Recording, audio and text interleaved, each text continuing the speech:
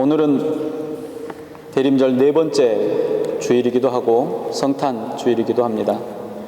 지난 3주 동안 우리는 계속해서 예수 그리스도의 재림과 곧 임하게 될 저 천국에 대한 소망을 함께 나눴습니다. 그 소망 가운데 있게 될 성도의 삶이 과연 어떠해야 할지를 오늘은 다 같이 고민해 보고자 합니다. 오늘 사도 바울은 우리에게 그리스도인의 삶에 대해서 이야기하고 있습니다. 그 삶은 교회 안에서만 보여지는 것이 아니라 세상 모든 사람들이 보게 될 것입니다.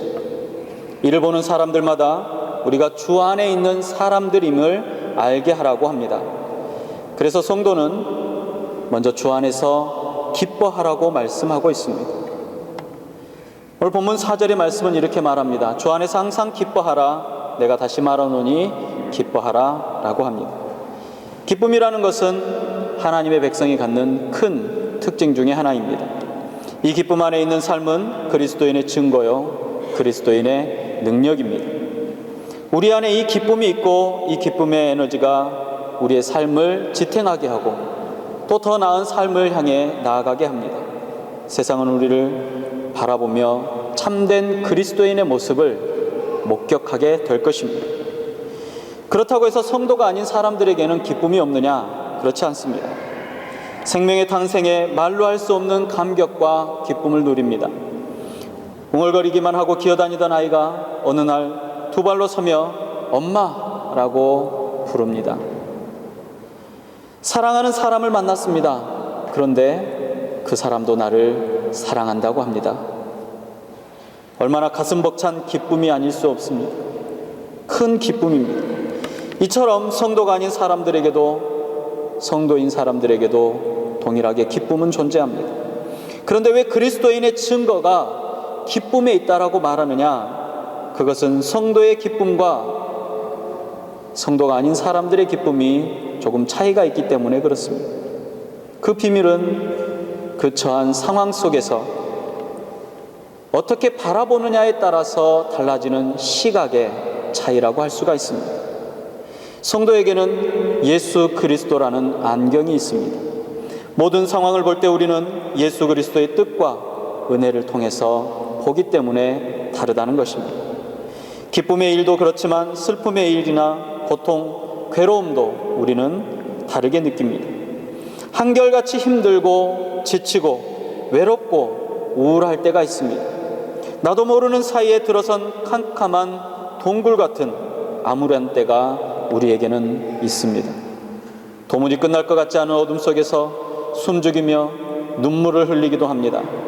그런데 그리스도인들에게는 주 안에 기쁨이 있다라고 말합니다.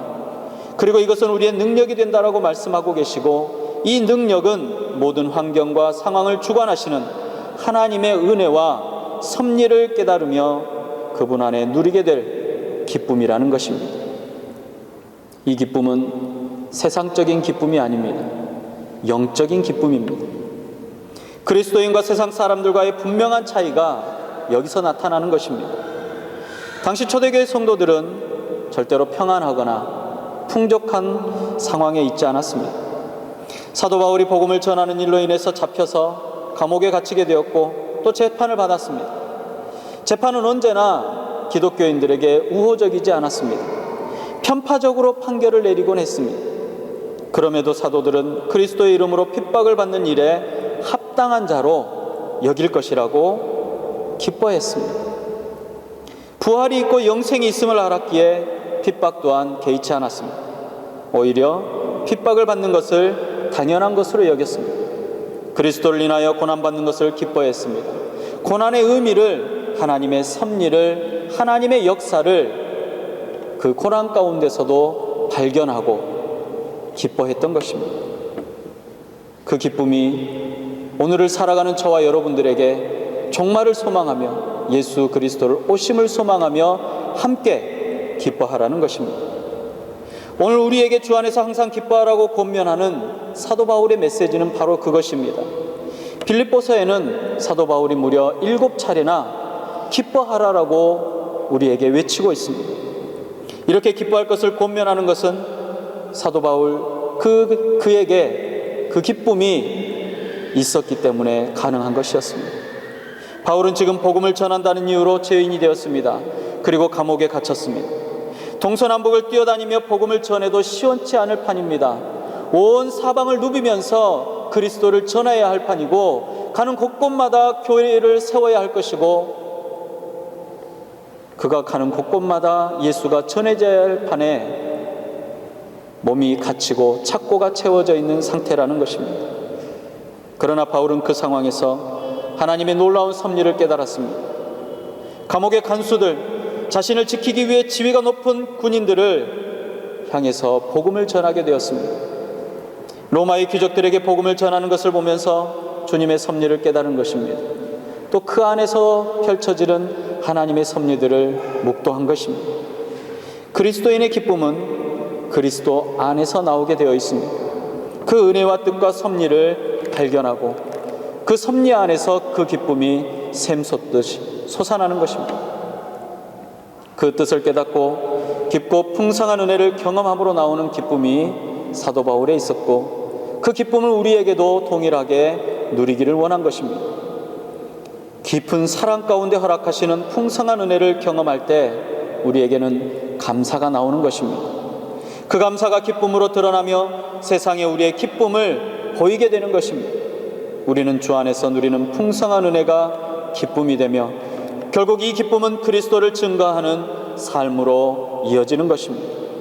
모두가 행복하고 기쁠 때 기뻐하는 것은 당연한 것입니다. 그러나 험하고 어렵고 도저히 이유를 알 수 없는 핍박을 당할 때, 모함을 당할 때, 그때에도 기뻐할 수 있는 것은 정신이 이상해서 그런 것이 아니라 그 안에 능력이 있기 때문에 기뻐하는 것입니다. 그 능력으로 인해서 창조자의 섭리를 깨닫기 때문에 기뻐할 수밖에 없다라는 사실입니다.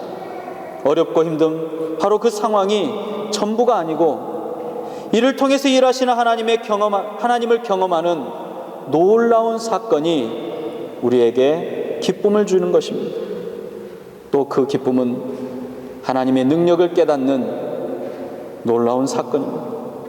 그리스도인의 증거되는 것, 그리스도인의 모습을 보여주는 것, 세상에 예수 그리스도를 전하는 것은 바로 기뻐하는 삶이 증인이 되고 증거가 되는 것입니다.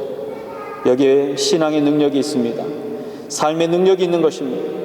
그리고 전도의 능력이 이 안에 담겨 있습니다. 주 안에 거하는 성도의 또 하나의 증거는 관용을 베푸는 삶입니다. 우리의 관용은 모든 사람들에게 알려야 한다고 사도 바울은 말합니다. 5절은 이렇게 얘기하죠. 너희의 관용을 모든 사람들에게 알게 하라. 관용은 기쁨과 함께 우리가 하나님의 백성인 것과 그리스도 예수 안에 있는 것을 증거합니다. 기쁨이 자신의 삶을 통해서 그리스도인의 증거요, 능력이요, 힘이 된다면 관용은 다른 사람에게 덕을 끼침으로 주 안에서 거하는 사람임을 나타내는 또 다른 증거가 되어지는 것입니다. 관용이라는 말은 부드러운 마음과 인내하고 또 친절하다라는 의미를 담고 있습니다.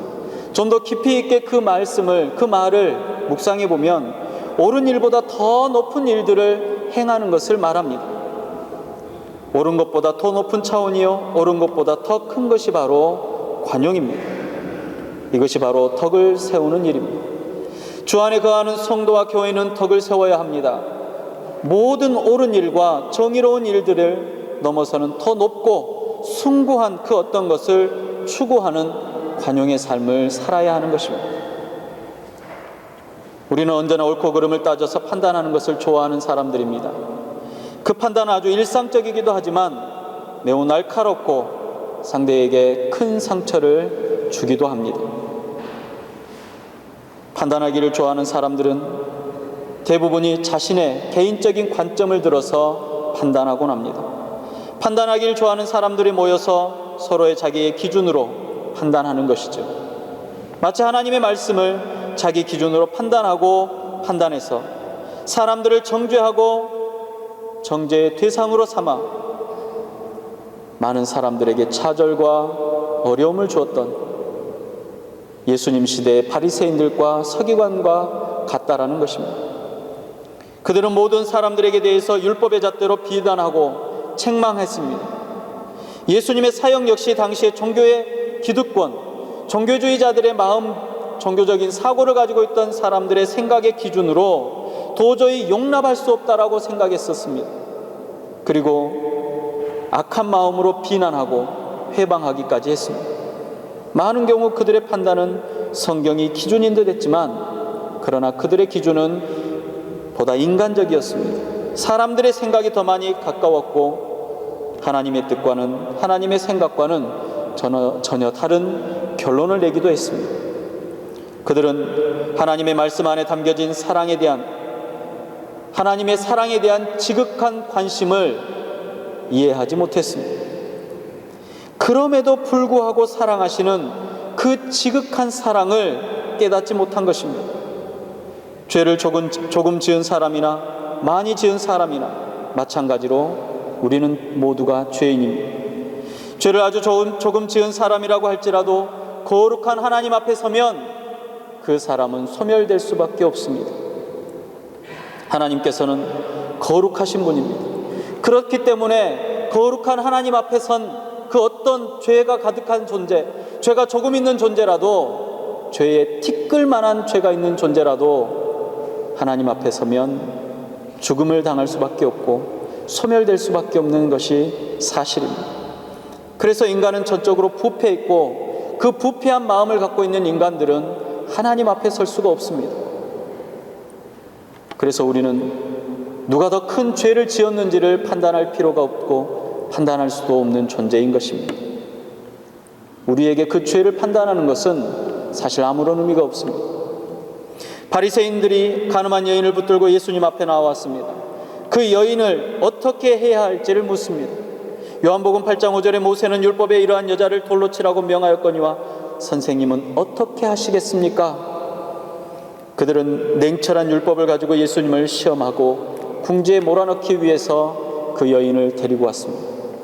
이에 주님께서는 이렇게 말씀하십니다. 너희 중에 죄가 없는 자가 먼저 돌로 쳐라.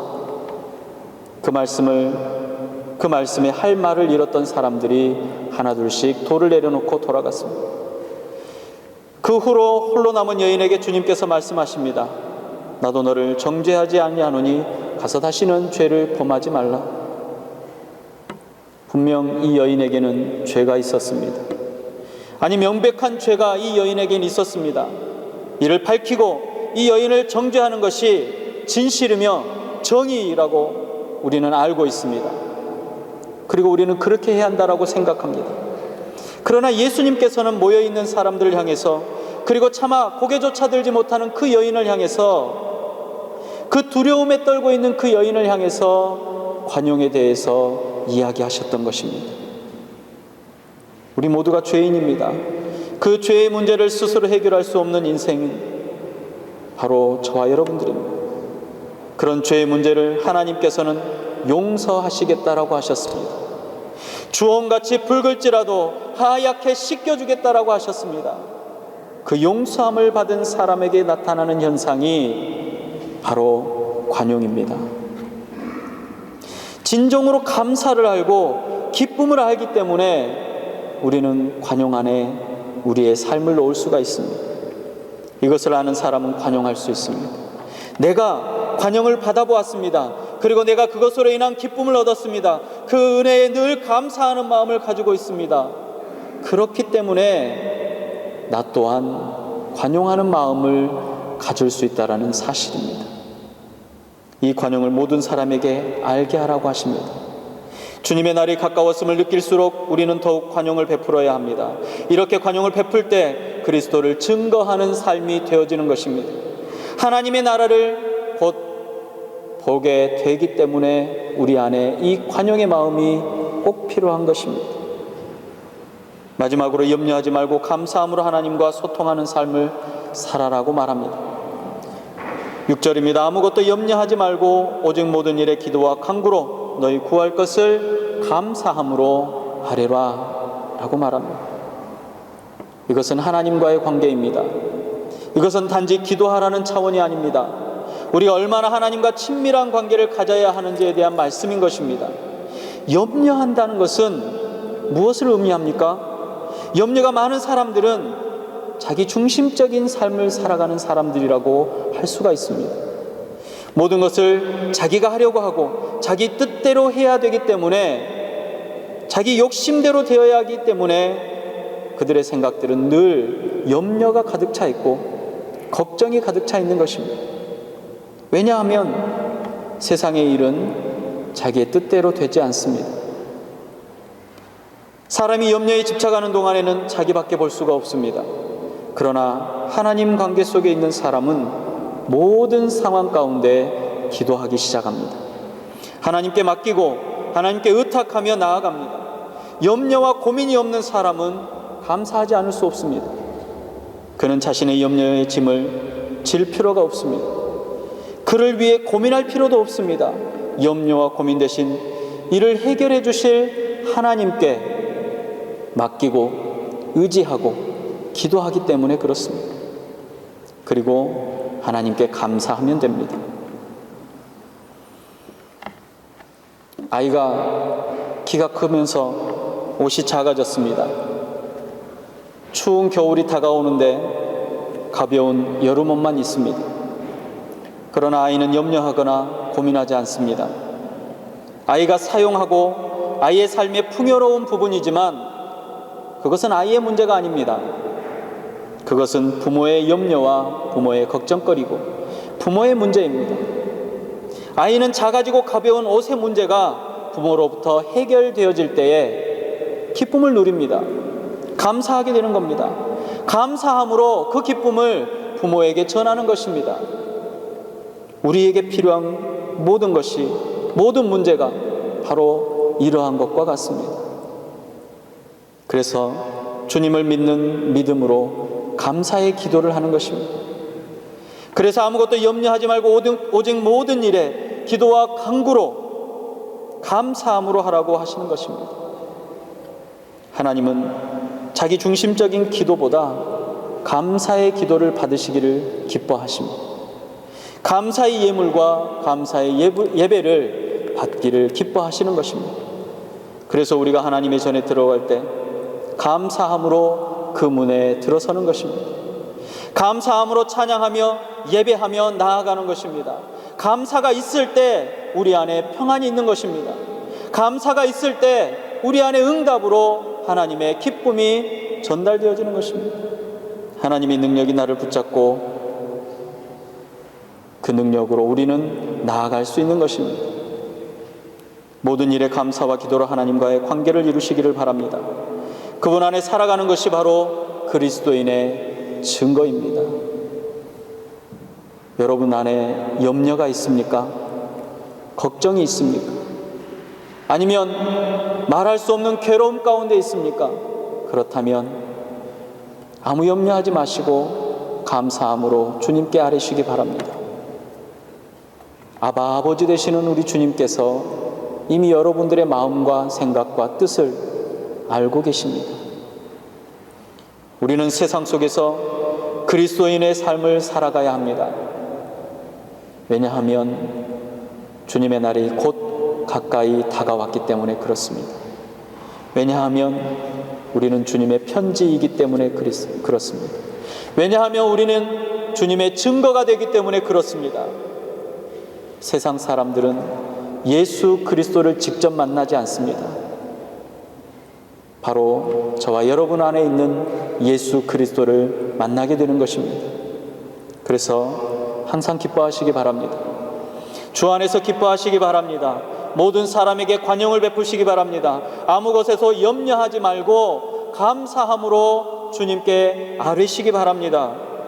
이를 통해서 예수 그리스도의 살아계심과 역사하심이 여러분의 인생 가운데 드러나시기를 바랍니다.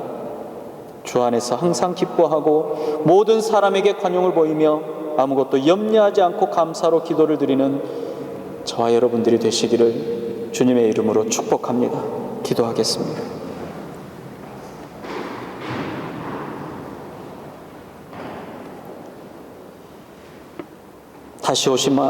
다시 오마 약속하신 주님의 약속을 믿습니다. 주님을 대망하는 이때에